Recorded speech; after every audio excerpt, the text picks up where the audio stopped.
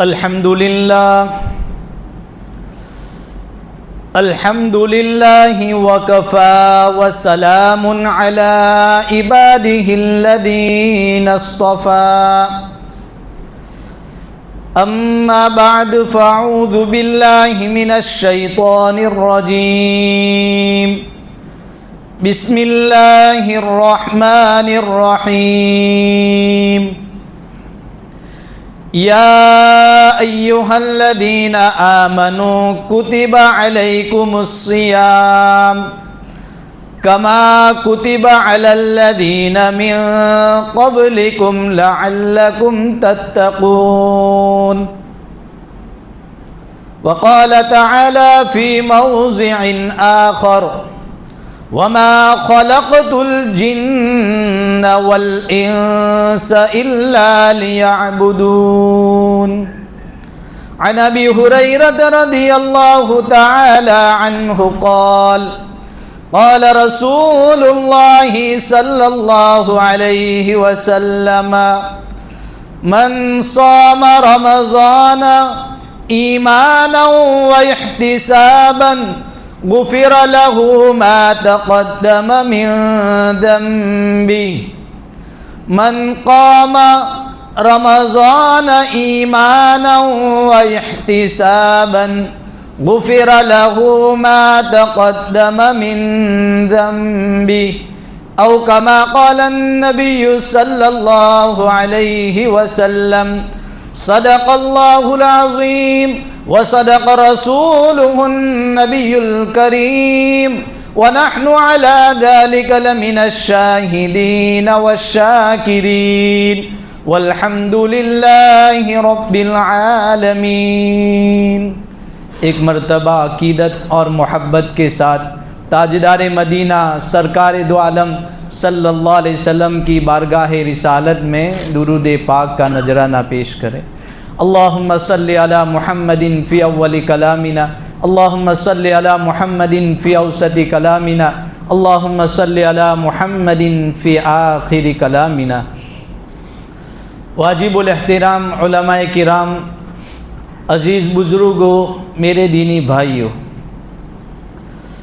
2 مہینے پہلے رجب میں جب جمعہ کے دن بیان کا موقع ملا تو رجب کے سلسلے میں اور رمضان کی تیاری کے سلسلے میں چند باتیں عرض کی تھی.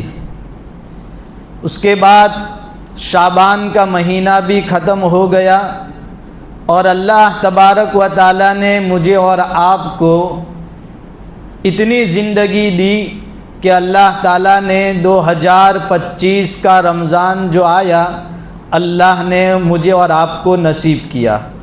اس کے اوپر ہمیں اللہ کا شکریہ ادا کرنا چاہیے، اس لیے کہ 2024 میں جن لوگوں نے رمضان گزارا وہ یہ تمنا لیے ہوئے تھے کہ 2025 کا رمضان بھی ہم دیکھیں گے، لیکن زندگی نے وفا نہیں کی اور 2025 کا رمضان آنے سے پہلے اللہ تبارک و تعالیٰ کی بارگاہ میں وہ پہنچ چکے. اس لیے اللہ تبارک و تعالیٰ نے مجھے اور آپ کو جب یہ مبارک بڑی عظمت والا، بڑی رحمتوں والا اور بڑی برکتوں والا مہینہ عطا کیا ہے، اگر ملنے کے باوجود بھی اس مہینے کو ہم غفلتوں کے اندر گزار دیوے تو ہم سے زیادہ نقصان اٹھانے والا اور کوئی نہیں ہوگا. اس لیے کہ ابھی ہم جتنے نیک اعمال کرنا چاہے اور جس طریقے سے بھی رمضان کو وصول کرنا چاہے کر سکتے ہیں. خدائے پاک کی قسم، جب بدن سے روح نکل جائے گی، قبر میں سلا دیے جائیں گے، اس وقت ہم یہ چاہیں گے کہ کاش رمضان کا ایک دن مل جاتا ہے.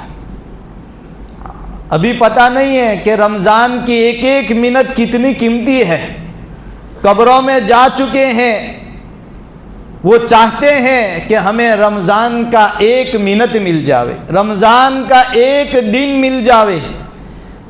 انہوں نے آنکھوں سے دیکھ لیا، ابھی ہم نے دیکھا نہیں ہے کہ اس مہینے کے اندر اللہ کی کیسی رحمتیں اتر رہی ہے، کیسی برکتیں اتر رہی ہے، اور اللہ تعالیٰ اس مہینے کے اندر کیے جانے والے اعمال کے اوپر کتنا اجر و ثواب دیتا ہے۔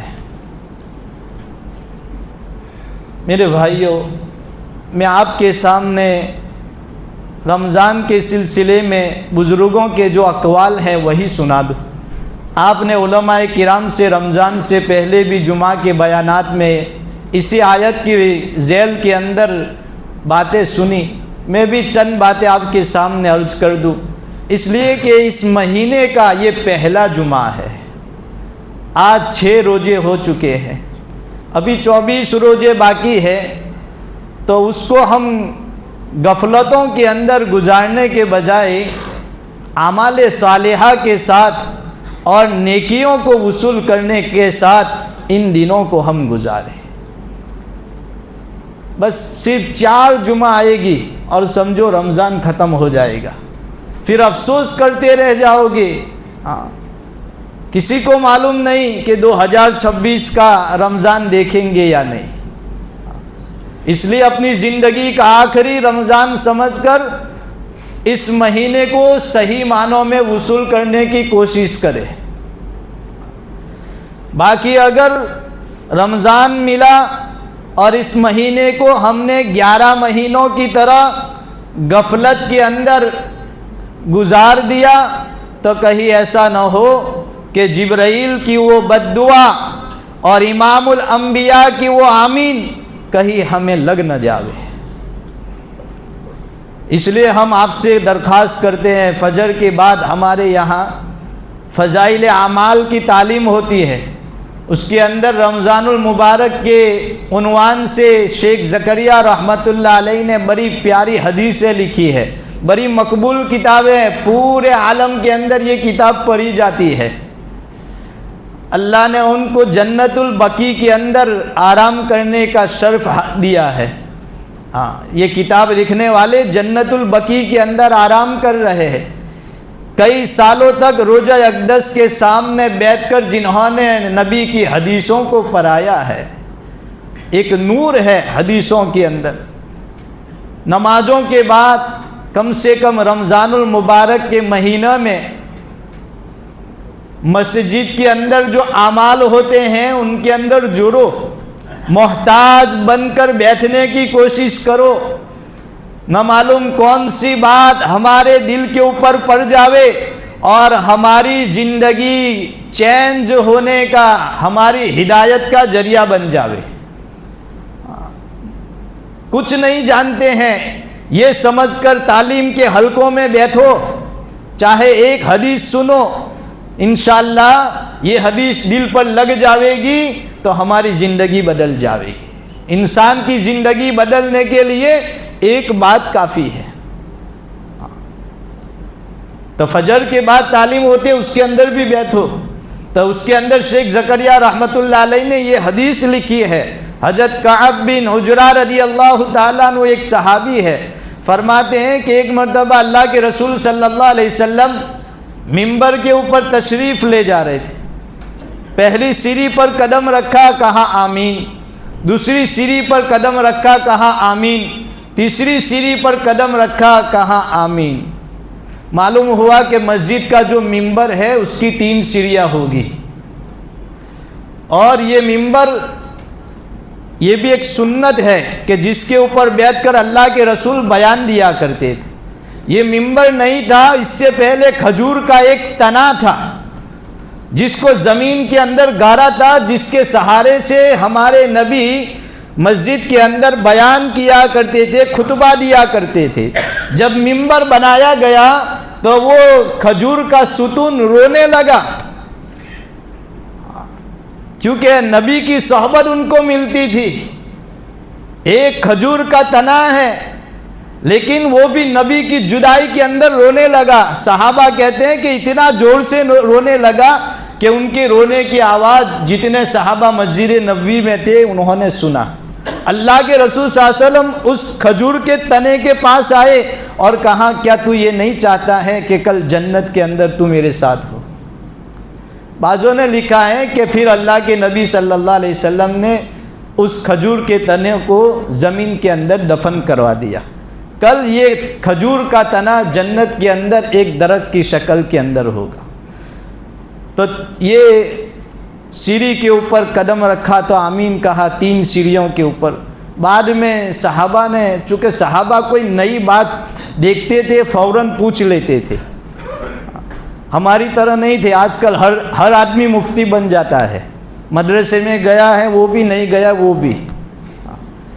اور صحابہ مفتی ہونے کے باوجود اللہ کے رسول سے سوال کرتے تھے کہ اللہ کے رسول آج عجیب بات دیکھی ہم نے کہ آپ نے پہلی سیڑھی پر قدم رکھا تو آمین کہا، دوسری سیڑھی پر قدم رکھا تو آمین کہا، تیسری سیڑھی پر قدم رکھا تو آمین کہا، کیا بات ہے؟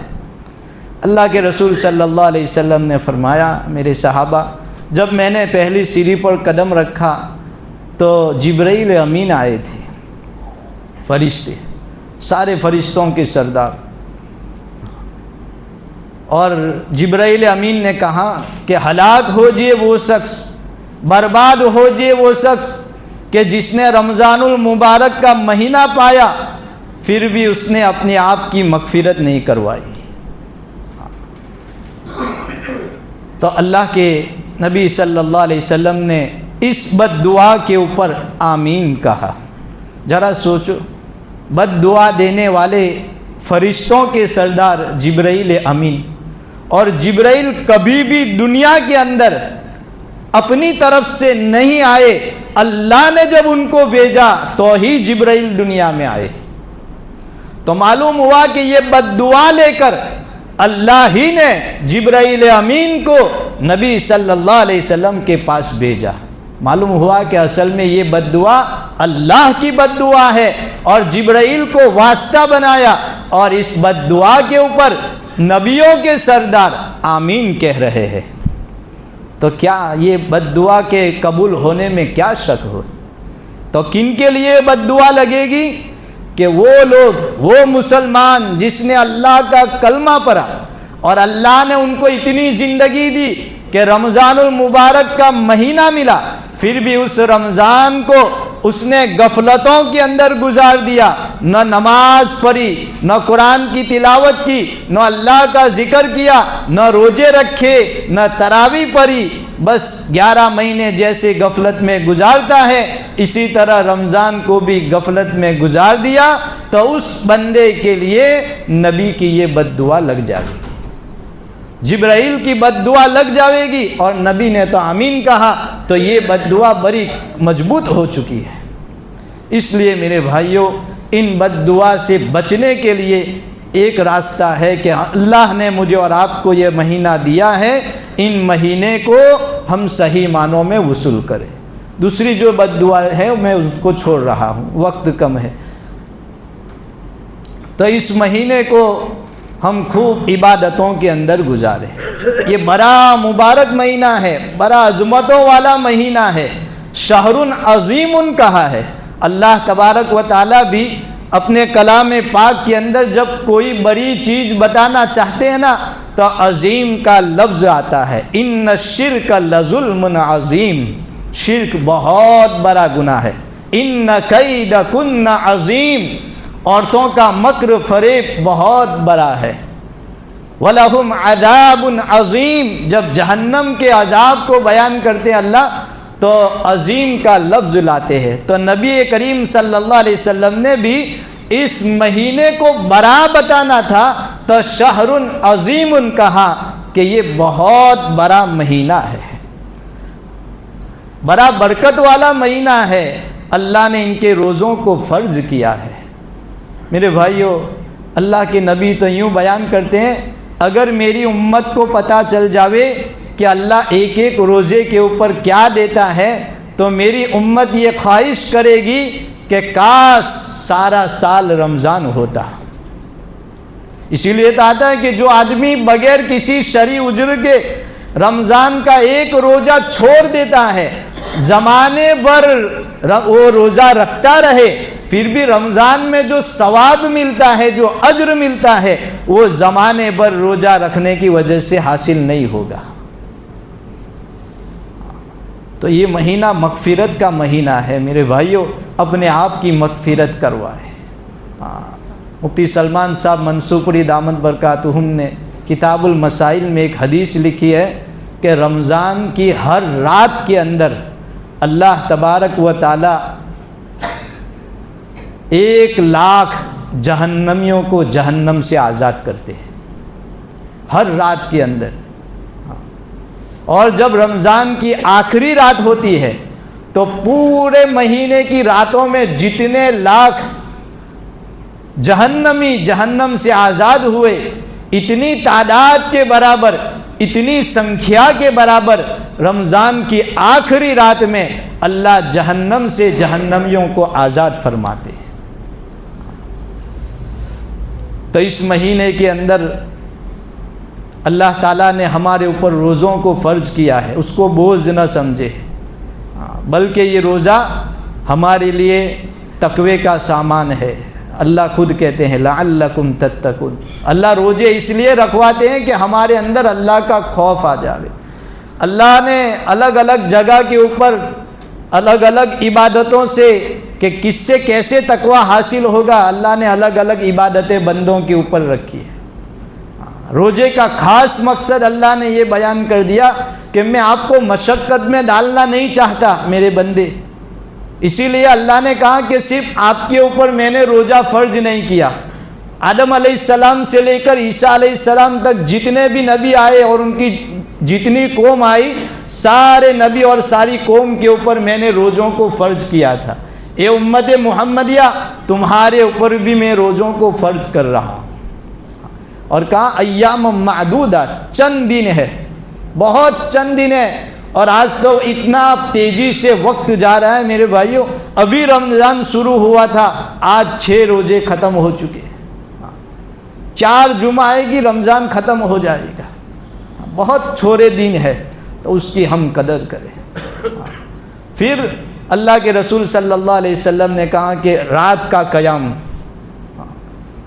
من قام رمضان ایمانا و احتسابا غفر له ما تقدم من ذنبی، کہ جو رمضان المبارک کے اندر رات میں قیام کرتا ہے یعنی تراویح کی نماز پڑھتا ہے، تو اللہ کہتے ہیں کہ اگر کوئی اللہ کے وعدوں پر یقین کرتے ہوئے تراویح کی نماز پڑھتا ہے تو اللہ تبارک و تعالیٰ اس کے پچھلے گناہوں کو معاف فرما دیتے ہیں۔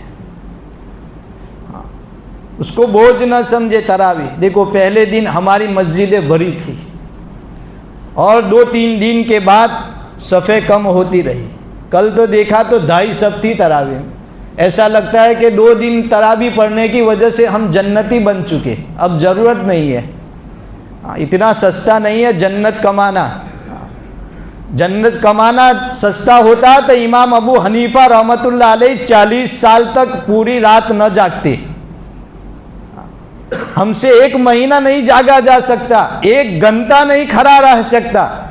کسی مسجد میں اتنی جلدی تراویح نہیں ہوتی جتنی ہمارے یہاں ہوتی ہے۔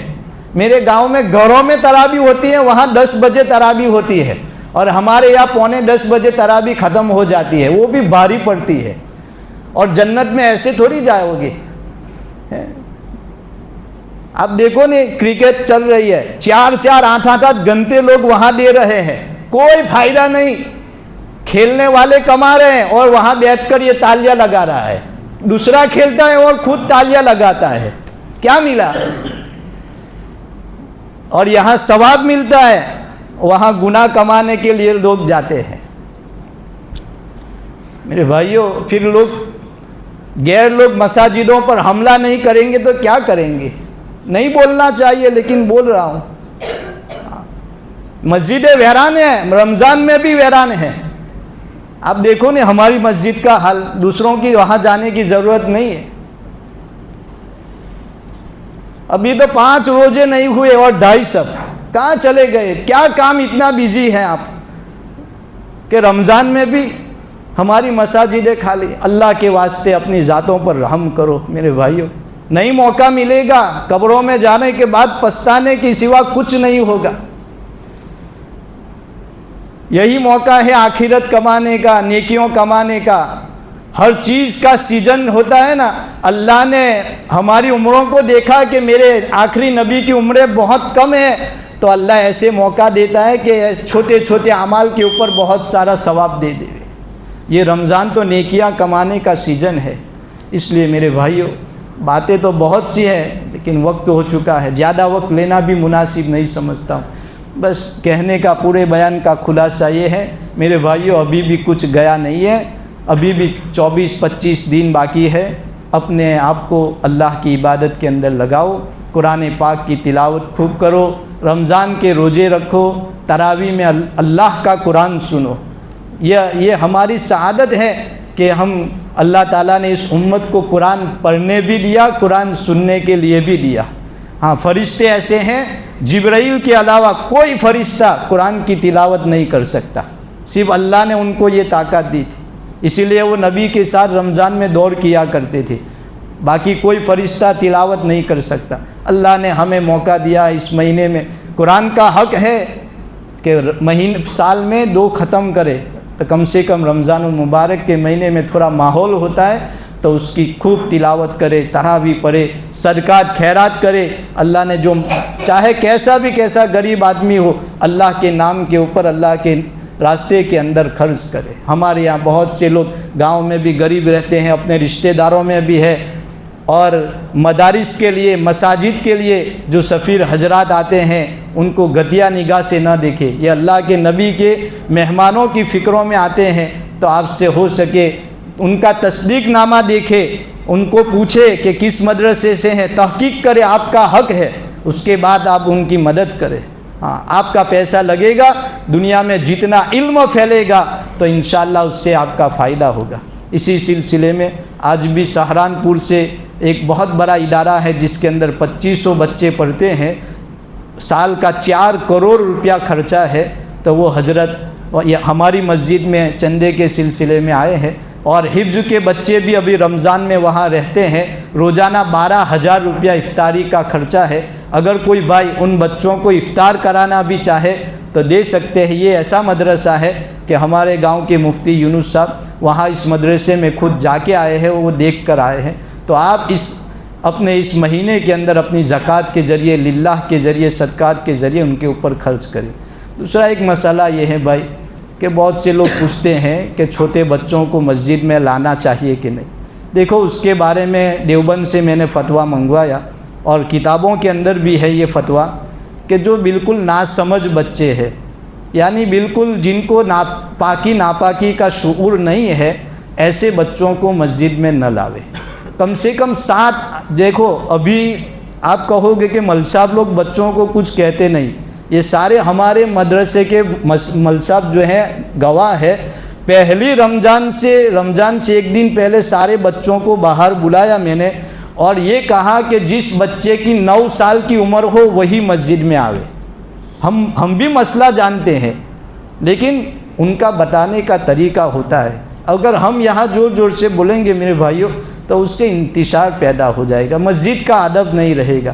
میں آپ کو وقت نہیں ہے باقی بتاتا کہ اللہ کے نبی کے زمانے میں ایک مسلمان نے مسجد میں آ کر پیشاب کیا تو صحابہ ان کی طرف آنکھیں نکال کر دیکھنے لگے. نبی نے کہا کہ میرے صحابہ ان کو پیشاب کر لینے دو, اگر یہ پیشاب روکے گا تو ان کو تکلیف ہوگی.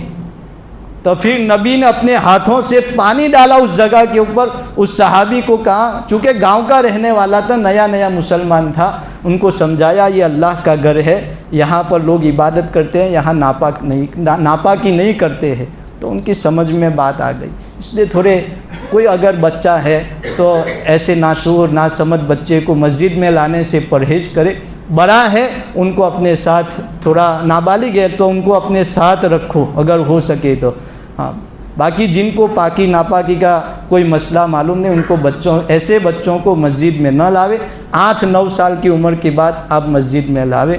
اور دوسرا اعلان یہ ہے کہ رویوار کے دن صبح میں 10 بجے مستورات کا انشاءاللہ پروگرام ہوگا، جس کے اندر ہماری ماں بہنوں کے درمیان بھی رمضان کے سلسلے میں، زکوٰۃ کے سلسلے میں ہمارے مولانا بیان کریں گے، تو اپنی ماں بہنوں کو بھی اس مجلس کے اندر پہنچانے کی کوشش کرے۔ یہ 2 ضروری باتیں تھیں، اس لیے 2-3 منٹ آپ کی زیادہ لی۔ اللہ تعالی ہم سب کو کہی سنی باتوں پر عمل کرنے کی توفیق عطا فرماوے۔ وآخر دعوانا ان الحمدللہ۔